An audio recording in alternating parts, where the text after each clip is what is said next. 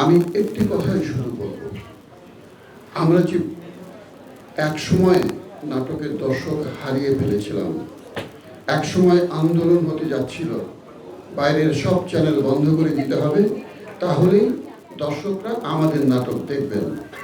আমি ব্যক্তিগতভাবে এই সিদ্ধান্তের পক্ষে ছিলাম না।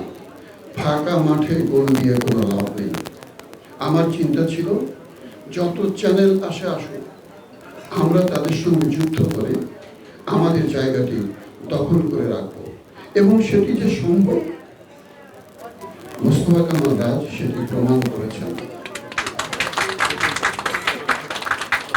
এখন আমাদের একটা জিনিস ভাবতে হবে, এই যে একটি মানুষ মৃতপ্রায় নাটককে আবারও জাগিয়ে তুলেছেন, কোটি কোটি মানুষ দেশের এবং পৃথিবীর বাংলা ভাষাভাষী নাটক মুগ্ধ হয়ে নাটকটি দেখলেন।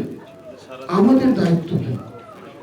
আমাদের দায়িত্ব হচ্ছে এরকম একজন চিন্তাশীল নাট্য নির্মাতাকে সবাই সহযোগিতা করবে, শিল্পীরা সহযোগিতা করবে, যারা অর্থ লগ্নি করেন তাদেরকে এগিয়ে আসতে হবে। উনি যেন টাকার অভাবে কাজ করতে পারছেন না, কখনো করেন। দাঁত থাকতে দাঁতের মর্ম বুঝতে হয়।